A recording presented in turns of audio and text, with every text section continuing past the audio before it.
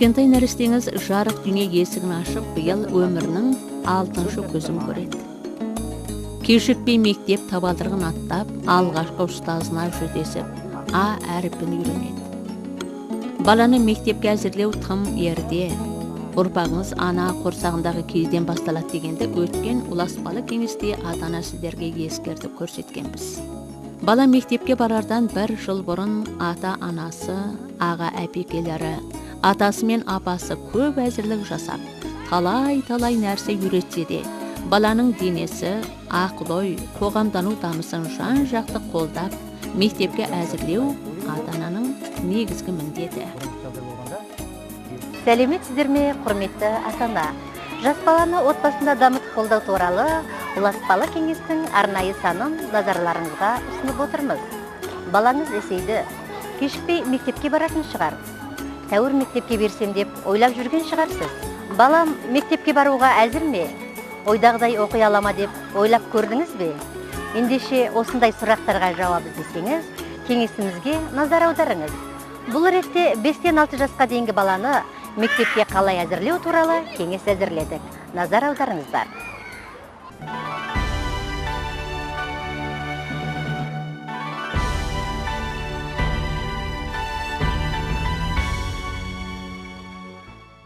Төрт-бес жастағы бала қандай бір іс тындырарда байыптап, қорытындылап, мәнін түсінетін дәрежеге жетеді. Дос жаран деген кереметке құмартып, досын таба бастайды. Сондықтан да осы жастағы балалармен қалай қатынасу, мінез құлқы, олардың тәрбиесі туралы, нені ескеру туралы кеңес әзірледік. Назар аударыңыз.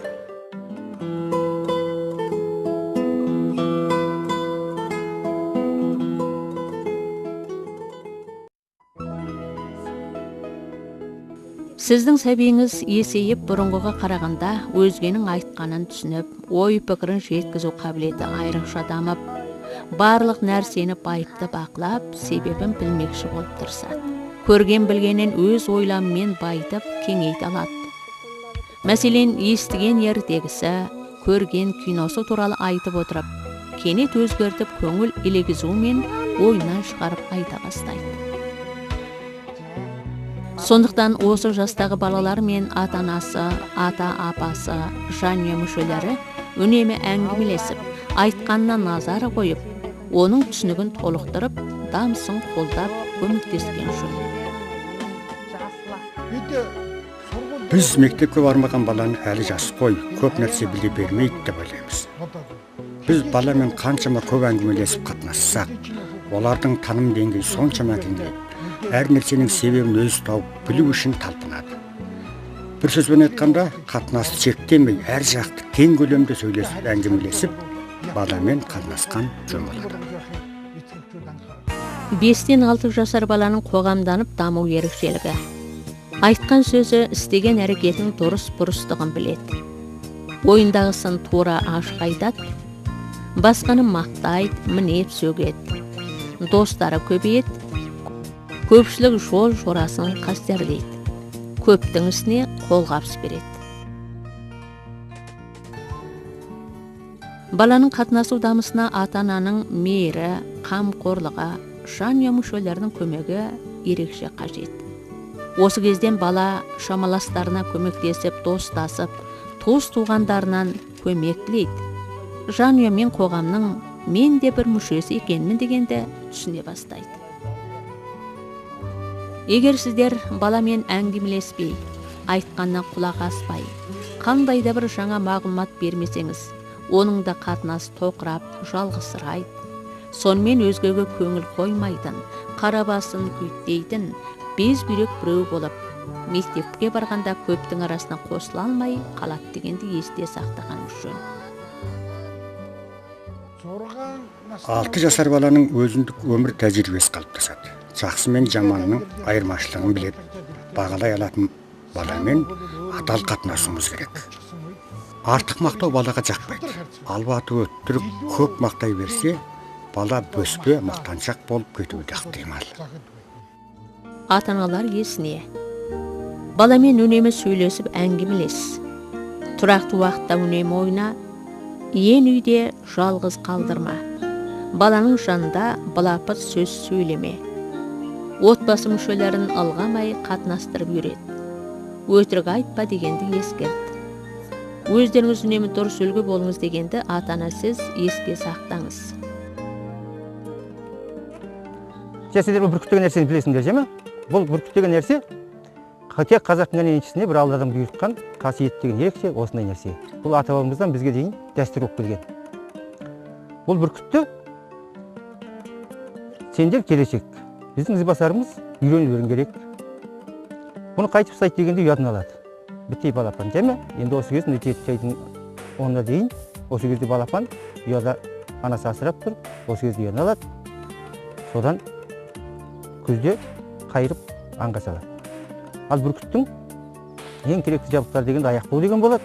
Ол енді қазір үйде қалды. Мынау түлек бау деп айтады, жеме? Сосын кейін тек құсты ғана қастерлеген емес, мына қол ұстаған биялай бар, балдағың бар, жеме? Осы біткен нәрсені қатты қастерлейсіңдер.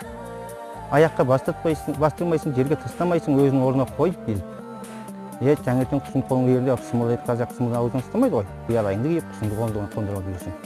Сосын құсты бірінші жаңа ұялған жасын балапан дейді. Балапанында да аңға салады. 2 жасында тірнек дейді. 3 жасында тас түлек дейді. 4 жасында ана. 5 жасында қана, 6 жасында құм түлек, сұм түлек деп содан кейін кетке сон, оны үйтіп айтатыны, одан кейін кәрі деп кетеді. Жарай ма? Одан кейін түлектен шыққызай, бірақ енді құс атауы сондай. Жаз айында, мынау қазір түлекте отыр, көріп осындар. Мына қанат құйрығы бірақ түсіп қалған. Мына қауырсындар жаңа жетіп келеді. Жазда мынаны жақсылап тойындырып, жақсылап түлетіп алсаңдар, қыста келешекте аңға салғандарыңыз жақсы болады. Құс түлегін алады деген қазақтың сөзі бар. Екінші, мынау томаға біліп осындар. Бұл томаға неге салатынын білесіңдер ме сендер? Мынау тынышсыз, көрінген қыбырға ұмтылады. Мысалы, жаңа томаға жоқ болса, сендерге тап көру бар. Сондықтан мына көзін қалқалап жауып отыр. Ал бұның енді бүркіттің ерекшелік қасиетін мен сендерге айтып берсем, мынау қазір көзі бірақ жабық тұр ғой. Мысалы, өздерің көздерің бүйтіп жұмып отырып ашсаңдар, маңайдан көресіңдер ме? Ондай жоқ. Мынау қазір көзі қараңғы қандай тұрса да, енді әлі көз жігіт болып ұсталып, мен құсаба шал болып жүргенде білесіңдер. Анау жотаның басында тұрып, томағаңды алып қалғанда қанша жері болсын, кетіп бара жатқан аңды дереу көріп шығады ғой, сол секундында. Бұның көзінің еткіруіне қайран қаласыңдар.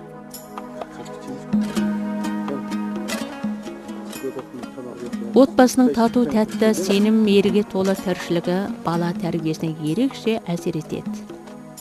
Сіз сағат минут сайын баламды өзбей тәрбиелеп жүремін дегенді естен әсте шығармағаныңыз жөн. Сіздің қалай киінетініңіз, қайтып тамақтанатыныңыз, өзгемен қайтып амандасып қатынасатыныңыз, қайтып күліп, қалай газет оқитыныңызды бала күн сайын байқап, еліктеп өседі дегенді тағы да ұмытпағаныңыз жөн. Сондықтан сіз өз қимыл, қарекет, айтқан сөзіңізді үнемі бақылап, дұрыс үлгі-өнеге көрсетуіңіз қажет. Ата-ана сіз баламен қатынасқанда қандай қате жібереді екенмін дегенді еске түсіріп, мына сұрауларға жауап беріңіз. Сіз таңертең тұра сала балаға не деп айтасыз? Сіз баланы мақтап, мадақтайсыз ба? Сіз баламен күніне неше минут сөйлесіп әңгімелесесіз? Сіз баланы қатты ұрсып зекесіз бе? Міне осы сұрақтарға жауап қайтарып, қанағатсыз деген баға алсаңыз, сіз де баламен қатынасқанда ескеретін жайлар бар екен деп ескертіп отырмыз.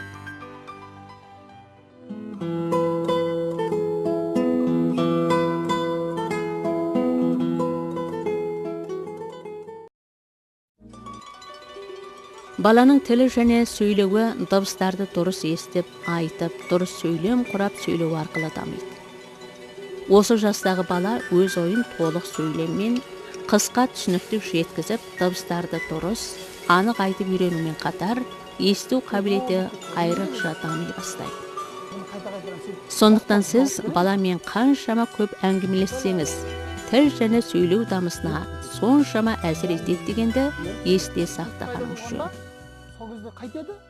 Жалпы бізде жеті атасын біліп жүрген дұрыс болады. Жеті атасын білгенер жеті рудың тілін білер дейді.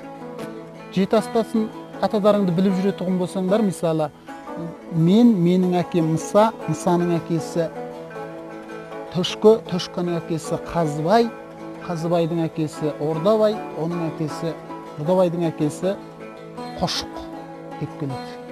Сонда жаңағы жеті аталарыңды да біліп жүргендерің дұрыс болады. 5-6 жасар баланың тіл және сөйлеу ерекшелігі. Басқаның айтқанын толық түсініп сөйлеу қабілеті жақсарады. Өн дыбыс тырқынды естіп айыра біледі, тура мағыналы сөздер қолданады. Көңіл тебіренісімен көркем бейнелеп сөйлейді. 6 жасқа дейінгі баланың тіл және сөйлеу дамысы жоғары деңгейге жетеді. Осы жастағы бала ересектердің тіл және сөйлеу мөлшерін толық меңгереді. Ана тілінің барлық дыбыстарын дұрыс, анық айтады, таза сөйлейді, мазмұн мағыналы сөйлеп әңгімелейді. Міне сондықтан да баланың тіл және сөйлеу дамысы жоғары деңгейге жеткен деп көреміз. 6 жасқа дейінгі баланың тіл және сөйлеу ерекшелігіндегі негізгі өзгеріс, олар дыбыстарды дұрыс, анық айтады, сондай-ақ есту қабілеті жақсарады. Сондықтан ата-ана сіздер балаға дыбыстарды айтқызып қана қоймай, жан жануарлар мен табиғат үн әуенін де тыңдатып үйреткеніңіз жөн.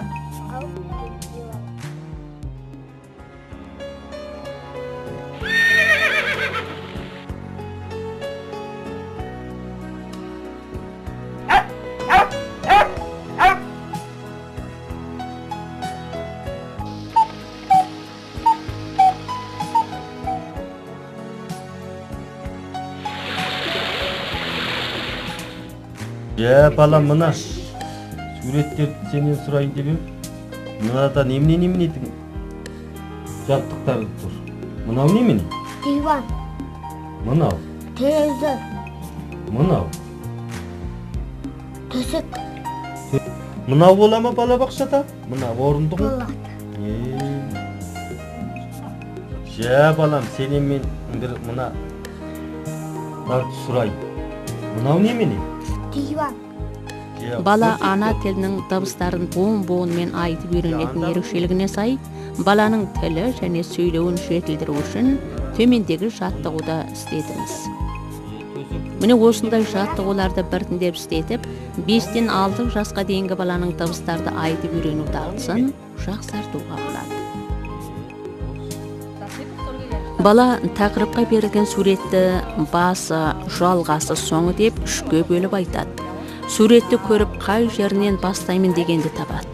Одан соң суретте қандай оқиға, не туралы, қайтып жалғасты, қайтып бітеді деген сияқты айтқызса, баланың өз бетімен сөйлеуі, өміршең әңгімелеп тілінің жетілуіне әсер етеді. Сондай-ақ оқиғасы уласып жалғаса беретін суреттерге қарап айтса, оқиғаны ретімен айтып, басқаға да оқиғаны ретімен түсіндіре алатын болады. Көркем сурет, тақырыпты сурет, оқиғасы жалғас уласпалы суреттерге қарап айтқызу бала тілінің жетілуіне маңызы зор болмақ. Балаңызбен бірге төмендегі суретке қарап сөйлем құраңыз. Алдымен суреттегі 2 балаға ат қойыңыз. Сондай-ақ суретте қандай оқиға бейнеленгенін ретімен әңгімелесіңіз. Бұл жаттығу баланың қандай бір нәрсені ретімен тиянақты айта алатын қабілетін дамытуға әсерін береді.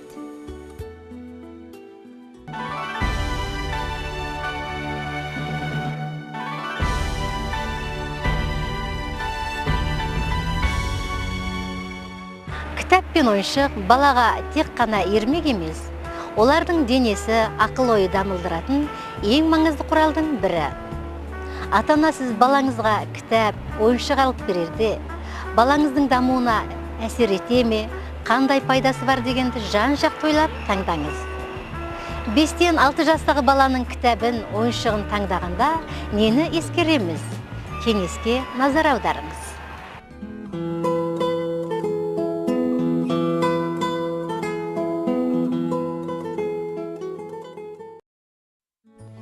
Кітап білім бұлағы деген сөз бар. Оқымаған ойламайды деп те айтамыз. Сондықтан ата-анасыз кітап білім бұлағы деген сөздің мәнін түсіндіріп, жастайынан кітаппен достастырып, кітап оқыған барлығын біледі дегенді айтып, кітапты күтіп ұстайды дегенді де түсіндіріп қойғанымыз жөн. Уақыт шығарып балаға ертегі, шағын әңгіме оқып беріп, соңынан қалай түсінгені туралы сұрап әңгімелескенде, баланың ақыл ойы, тіл және сөйлеу дамысынан жақсы әсер етіп, өзгемен қатынасып, өзін түсіндіре алатын қабілеті жетіледі. Сондай-ақ бала кітаппен достасады, өзімде тезірек оқып үйренсем деп үміттенеді. Дыбыстарды таниды, оқысам, жазсам деп әуестенеді. Баланы мектепке берердегі әзірліктің ең бастысы балаға кітапты сүйетін, кітапты қолдана білетін дағдыны қалыптастыру екенін ата-ана естен шығармаған жөн.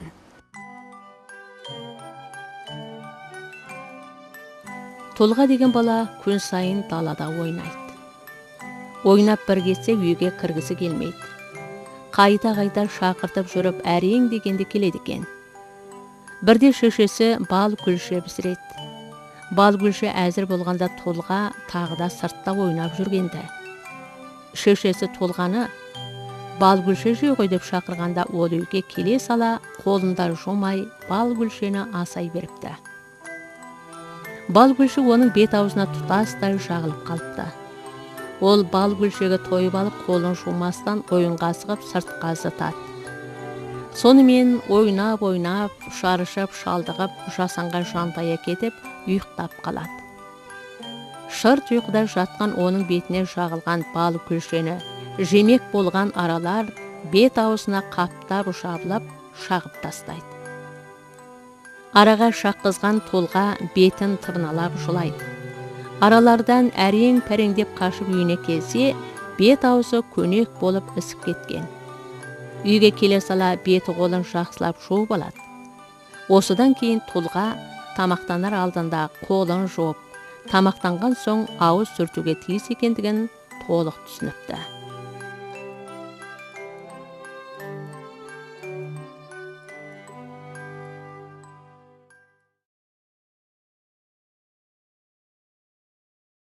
Ертегі кітап оқып берген соң мазмұнын бірігіп айтумен қатар балаға өзі сұрақ қоятын мүмкіндік тудырып, мазмұнын алдымен өзіңіз айтып беріп, одан соң балаға айтқызу керек. Өстігенде баланың ойынан шығару қабілетінің дамуына әсер етеді, ойлаудан жалықпайтын болып үйренеді. Өз бетімен ойлап үйренуін осылай жастайынан баулып дамытқанның пайдасы зор. Қайтыпты, баясынан бастап отырып. Баяғыда бір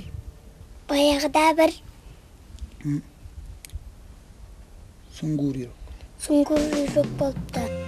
5-6 жасар баланың ақыл ой даму ерекшелігі. Өзін жанұясын таныстырады, нәрселер туралы біледі, нәрсенің түрі, келбеті, көлемін айырып атайды. Өлшемдер туралы біледі, қарапайым сызбалары сызады. Жанды, жансыз табиғат туралы мағлұматты болады. Қане, құрметті ата-ана, көгілдір экранға таяныңқырап төмендегі тақпақты балаңызбен бірге жаттап алыңыз. Сондай бала бола ма? Ылғи бетін жумайды, жу десең ақ тулайды, жатып алып өкпелеп, ирелеңдеп тұрмайды. Дейді айғайлап жолама, сондай бала болама. Беті қандай кіреді, айнайды адам жүрегі, көрсе осы бір кескінін, күледі-ау жұрт күледі, сондай бала болама, сендер оған жолама. Осы жастағы баланың ойлау қабілеті жақсарады. Нәрсені тез үйреніп алатындықтан, жас ерекшелігіне сәйкескен ән тақпақ үйретіп жаттатқызу керек. Міне өстігенде ғана бала мектепке барып, ұстаздың үйреткен сабағын оңай түсініп, мектепте алған білімін ұмытпайтын болады. Ұзын құлақ сұр қоян, естіп қалып саптырды, ойлы құрлы жердермен атқай жүгірді.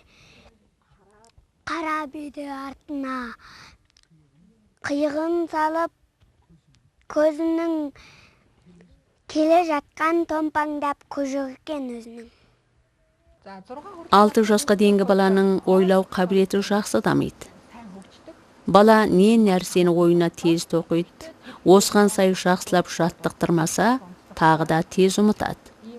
Сондықтан баланың жас ерекшелігіне сәйкескен ән тақпақ үйретіп, қызықты әңгіме ертегі оқып берсе, таным деңгейі кеңейіп, тіл байлығы да жетіледі. Кітапты сүйетін болады. Осының бәрі ой тоқтамының жетіліп дамуына ерекше пайдалы болмақ.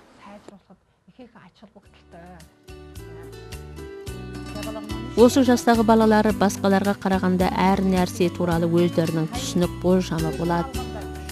Ертегіні назар аударып тыңдап, себебі, пайдасы, әсерлі жерлерін түсініп алады. Сондықтан ата-ана сіз ертегі арқылы табиғат көрінісі, ауа райы, жылдың 4 мезгілі туралы баланың алдында алған түсінік мағлұматын толықтырып, сырын кең көлемде түсіндіріп бергеніңіз жөн. Өстігенде ғана баланың танымы, жасампаздық ойлама дамиды. Сен білесің бе, біздің мына өзеннің аты Қобдыөзен деген өзен. Білесің бе? Қобдыөзен біздің Сырғалыдан басталып, Қобда деген аймақтың Қаракөл деген суына, көліне барып құяды. Біздің Қобдыөзен өте үлкен өзен. Сосын мына өзен бүйтіп тасып кетті ғой міне. Бұл неге тасып тұр? Баланың ақыл ой дамысын қолдаңыз. Баланы тыңдап сөйлесу, оқу жабдықтары, оқулықпен қанымдау, табиғат, ауа райы туралы түсіндіру, өлке тарихы туралы әңгімелесу. Әр түрлі кәсіп қызметтің ерекшелігін түсіндіріп айтып беріңіз. 5-6 жасар балаға санды кері қарай санатып үйрету керек. Себебі сол санның алдыңғы, артқы сандарын үйреніп алады. Сондай-ақ әр түрлі орындағы нәрселерді санату жаттығын үйде де, сыртта да, баламен бірге жүрген жеріңізде де үйрете беріңіз дегенді ескертеміз. Күн сайын кезіге беретін нәрселерге қарап, алу, қосу амалмен шығаратын есеп шығартуға да болады. Бағана басында 8 торғай қоныпты. 3 торғай ұшып кетсе, нешеуі қалады? Есептің жауабын балаңызға цифрмен жазғызып қойыңыз. Өстіп балаңыз біртіндеп шағын есеп шығарып үйреніп келіп жатқаны міне осы. Балалар, төмендегі 2 суретте 5 түрлі өзгешелік бар. Жақсылап байқап, салыстырып өзгешеліктерді таныңдар дегендей, осындай жаттығулар жасаса, балаңыз назар аударып, ой тоқтамы ақыл ой жетілуіне өте пайдалы болады.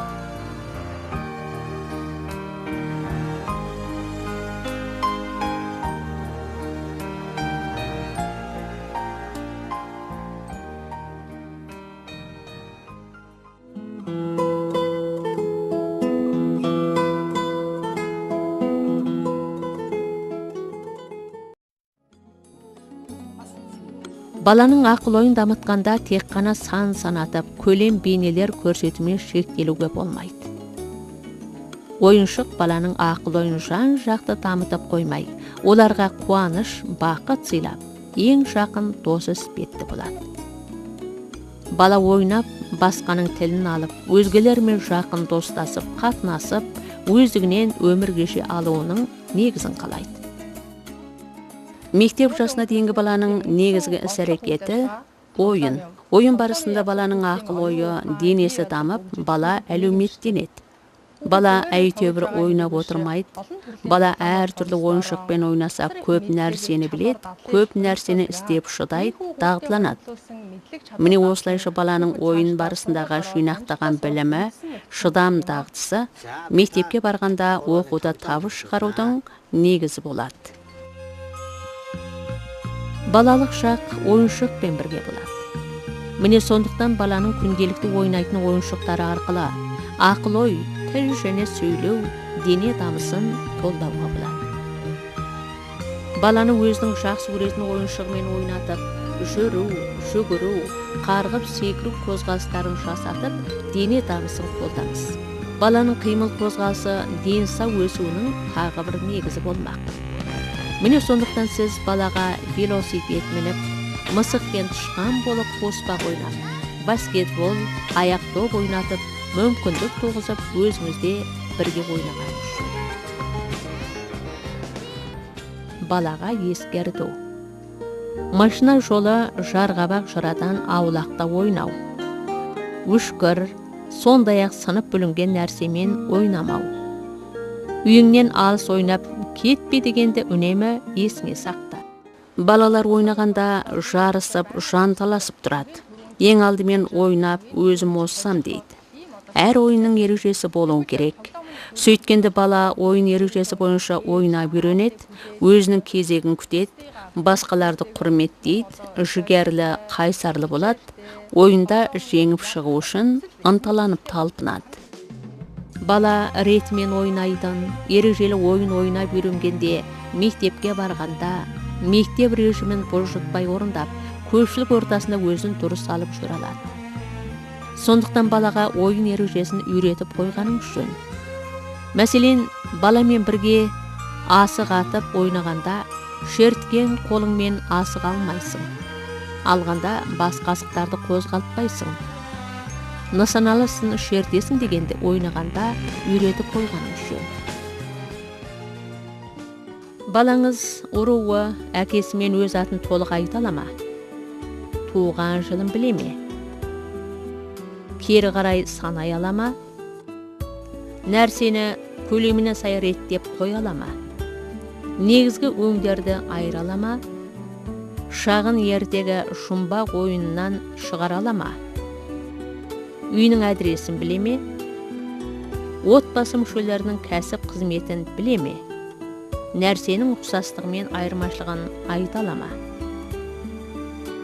Егер сіз осы сұрақтардың ауданысына солай біледі деп жауап қайтарсаңыз, баланың ақыл-ой дамуына көп септік тигізіпсіз.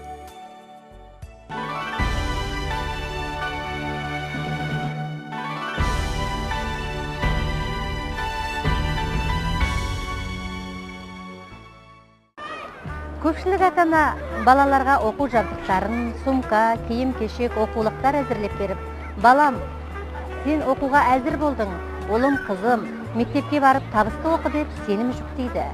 Бірақ та ең табысты оқудың негізгісі қайда екенін абайламай қаламыз. Бала мектепке барарда оқи алатын талап тілекті, оқу әдістерінің отбасында толық меңгерген болуға тиіс.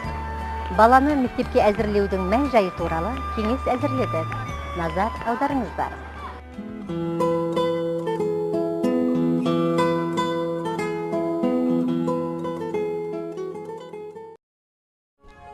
Бала мектепке барғанда дене дамысы денсаулығы төтенше міндет атқаратындықтан, уақытында қуат төзімділігіне назар аударғанда жөн. Сондай-ақ баланың тісі, көру, есту мүшелерінің дамуы қандай дәрежеде дегенді маманды дәрігерлерге қаратып кеңес алғаныңыз дұрыс. 5-6 жасар баланың дене ерекшелігі. Өзіне даяшылық жасай алады, ұйықтап, тамақтанып, демалатын уақытта ұстанады, дүзу сызық үстімен ілгері кейін жүреді. Қолының кіші бұлшық еттері кіріскен әрекетті жақсы істейді. 6 жасар баланың салмағы 17-ден 19 килограмм, бойы 110-нан 112 сантиметр болып өседі. Осы жасында дене мүшелерінің системалары ерекше дамып, қимыл икемі жүйеленіп жақсарады. Баланың негізгі жүгіру, секіру, қарғу, лақтыру қимылдарын ұштастырып істей алады. Қабат қозғалыс дегеніміз жүгіріп доп жалғау, допты артына кері лақтыру, аяғының арасынан доп лақтыру, секіріп доп қағалат деген сияқты екі қозғалысты қабат істеуді айтамыз. Көзі мен қолының ебін біріктіретін нәзік қимылдары одан сайын жақсарып, бала енді шаш өреді, жіп иіреді, сондай-ақ әр түрлі бейнелерді үйлестіріп құрастыра алады. Пластилиннен, құмнан түрлі бейне қалашық тұрғызып ойнайды. Міне осылайша баланың жасампаздық қабілеті жетіле береді. Осы жастағы балалардың қолының қимылын дамытқан жөн. Себебі бала мектепке барғанда көп уақыт жазып сызады. Қолының әлі тез кетіп шаршайды. Қолының кішкене бұлшық еттері жетілдіретін ойыншықтармен үнемі ойнату қажет. Бала жастайынан саусақтарымен нәзік қимыл жасап үйренсе, қалам қарындашын дұрыс ұстайды, таза, әдемі жазып үйренеді. Сондай-ақ саусақтары оңай талмайтын болады. Бала қолының кіші бұлшықтарын жетілдіргенде сурет сыздырып бояту, қағаздан қайшылама жасатып жапсырту, бейнелерді құрастыру, маржан дізгізу, бау байлату қатарлы әрекет жасады дегенді ескертеміз. Осы жасында баланың дене тұрқы қалыптаса бастайды. Міне сондықтан баланың дене тұрқының саламаттылығына назар аударып дұрыс дамыту керек. Бала теріс отырып, ауыр нәрсе көтерсе, дене тұрқы теріс дамитындықтан, ата-анасы баласының дене тұрқын дұрыс дамыту үшін нені ескеру қажеттігі жайлы маман сөзіне назар аударған жөн. Баланың қалай отырғаны, тұрғаны, жатқаны дене бітіміне әсер етеді. Сондықтан баланы үстелге дұрыс отырғызу керек. Бір сөзбен айтқанда, бала сурет сызып кітап оқығанда, тамақтанғанда, үстелге дұрыс отырды ма жоқ па дегенді үнемі қадағалап, үстелін сәйкестіріп дұрыс отырғызған жөн. Тұрпаты дұрыс қалыптасқан бала басы тік, кеудесі сәл шалқақ, арқасы тік, бауыр тұсы дұрыс қалыптасқан, аяғы түзу, тізесі бүгілмеген тік болады. Дене бітіміне табан доғасының жазылып кетуі де әсер етеді. Табан доғасы тар етік кигенде, немесе ұзақ уақыт жалаң аяқ жүргеннен болып, жалпайылып, жазылып кетеді. Табан доғасы жазылып кеткен бала бүкірейіп жүреді, қолын тастап, аяғын тарып басады, жалпы жүрісі өзгеріп кетеді. Ұзақ уақыт жаяу жүргенде балтыры сыздап, аяғы ауырады. Сондықтан дене тұрқына назар аударып, көңіл бөлген жөн. Баланың дене тұрқын дұрыс қалыптастырғанда қимыл қозғалыс көп әсер етеді. Бала күн сайын теріс отырып тұрып, теріс ұйықтайтын болса, арқасы өзгеріп, қисайып, бүкшиіп, тұрқы өзгеруінің әсерінен оңай шаршайды. Бір орнында ұзақ отыра алмай, тыныс алуы өзгереді, ас қорыту организмдері де өзгеретіндігін ескерген жөн. Баланы үстелге отырғызғанда мынаны есте сақтаңыз. Денесі сәл ілгері бағытта болу, басы тік болу, кеудесі үстелге тимей бір елі қашықтықта болу, мықыны тең, иығы еркін болу, отырғанда тізесі тік бұрыш бүгіліп, табанмен еденді толық басып отыру. Баланың үстелі мен орындығын сәйкестіргенде, бала түрегеп тұрып алақанымен үстелдің бетін басқанда арқасы тік болады. Бала үстелді шынтақтап, екі алақанымен бетін басқанда саусақтарының ұшы шықшытына жетсе, орындық пен үстел сәйкескені.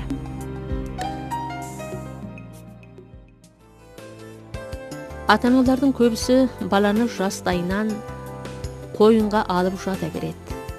Баланы жақсы көріп жатқанымыз осы деп, баланың өсуін кешеуілдететін жайдың бірі баланы қойынға алып жату екенін зерттеушілер дәлелдеп отыр.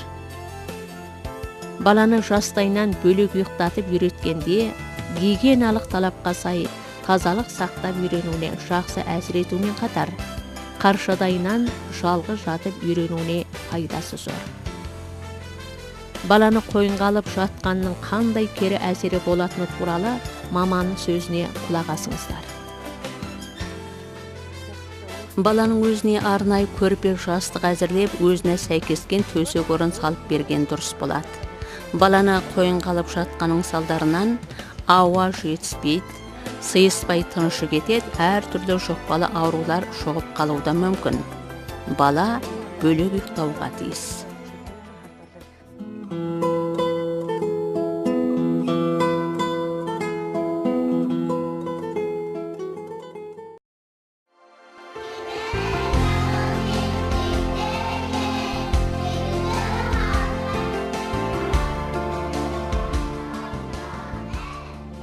Бала мектепке барғанда танымайтын жаңа орта, жаңаша қарым қатынас күтіп тұрады. Жаңа ортаға сіңіп қалыптасу үшін баланың басқамен қатынасатын қабілеті көңіл елегізуі ерекше ықпал етеді. Көңіл күйі әзір болмаған бала мектепте тез шаршайды, сабағын үлгере алмай нашар оқитын болады. Бала мектепке барардан бұрын мектеп туралы түсінік бергенде нені ескереміз дегенде. Мектеп өте тамаша орта дегенді айтып, әкең, шешең осындай мектепте оқыған. Аға әпекелерің де қазір осы мектепте оқып жатыр. Енді міне сен де мектепке барасың. Сен баратын мектепті көптеген ардақты адамдар тауысқан деген сияқты түсінік беріп, мектепке деген сенім туғызу керек. Балалар, таяп отырыңдар. Мынау мектеп. Балалар мектептен оқып білім алады. Мектептің сынып бөлмелері көп. Балалар сыныпқа кіріп сабақ оқиды. Мына кісі ұстаз. Балаларға сабақ үйретеді. Сабақ үзілісінде сабақ тараған қоңырау соғылады. Балалар өте жақсы оқып, білімдар азамат болыңдар.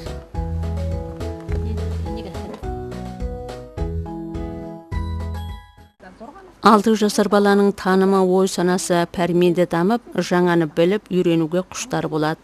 Оның миы ғылыми мағлұматтарды қабыл алуға әзір тұрады.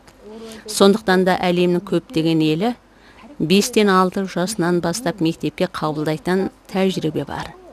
Бірақ баланың денесі, физиологиясы, ынта-жігері дамысында кемшіліктер болады.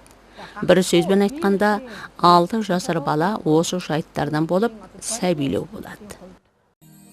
Ынта-жігер дамысы деген не? Ынта-жігер дамысына төзім, қайсарлық, батылдық, дербестік, алға қойған мақсаты жатады.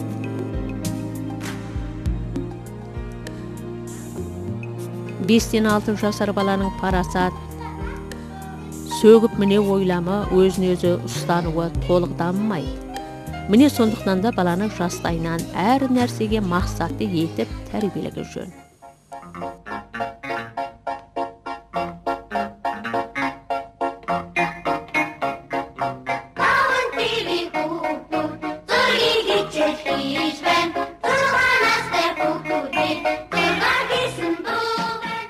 Алты жасар бірінші сынып балалары бұрынғы 7-8 жасар балаларға қарағанда өздеріне сенімді, білуге құштар екендігі байқалады. Бір сөзбен айтқанда, оқу әдістемелерін үйренетін шыдамы осы жасынан қалыптасады дегенді айқын көріп отырмыз. Балалар өзінің оқып білгеніне, істеген ісіне көңілденіп қуанады. Мен істей алам, мен білемін деген сенімін қолдап демесе, 6 жасар балалар табысты оқи алады. Бала мектепке барып табысты оқып үйренуіне отбасы ортасы, мектеп ұжымымен бірдей оқып үйрену талпынысы көп әсер етеді. Баланың оқып үйрену ортасын жасау үшін үйде балаға арналған арнайы орын әзірлеп берген жөн. Үйіңіздің қолайлы бір жеріне баланың сабақ жаттайтын үстел орындығы, кітап сөресін әзірлегенде балаға ыңғайлы орта болары сөзсіз. 6 жасар бала мектепке барып сабақ оқығанда назар төріне орын беріп ұстанып отыру үшін бірталай төзімділік қажет болады. Кейбір ата-ана баласын мектептен келе сала үй тапсырмасын орында, сабағыңды жатты деп отырғызып қояды. Бұл дұрыс емес. Себебі бала біраз уақыт тынымдап, демалып, бойын жазғаннан кейін сабағын жаттап, үй тапсырмасын орындаса нәтижелі болады. Бала үнемі ұзақ уақыт сабағын жаттағанның кері әсерлері де болады. Сондықтан біраз демалып, бойын жазғаннан кейін сабағын пысықтаса, түсінеді, оқуға құмар болады. Ата-аналарға ескерту.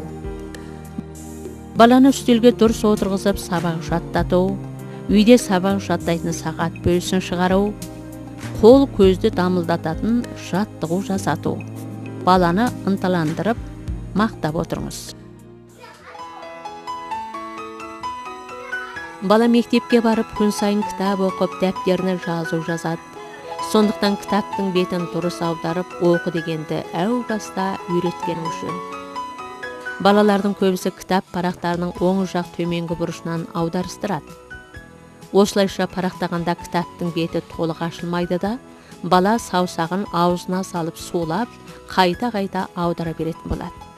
Бұл тазалық гигиенасына сәйкеспейді. Міне сондықтан кітаптың бетін оң жақ жоғарғы бұрышынан аударған оңай дегенді үйретіп түсіндіріп беріңіз. Достық туралы ересектердің айтатын әндер болады. Мәселен, достар жүрсін қайда дегендей. Дос жаран туралы жас бала біледі. Дәл біліп достасатын кезі мектепке барар алдында. Мектеп табалдырығын аттаған күннен басталып жатады. Сондықтан біз баланың таңдаған дос жарандарын мектепке барардан бұрын қолдап демегеніміз жөн. Өйткені мектепке барып, мен де көп баланың бірімін деген білуіне көп әсерін тигізеді.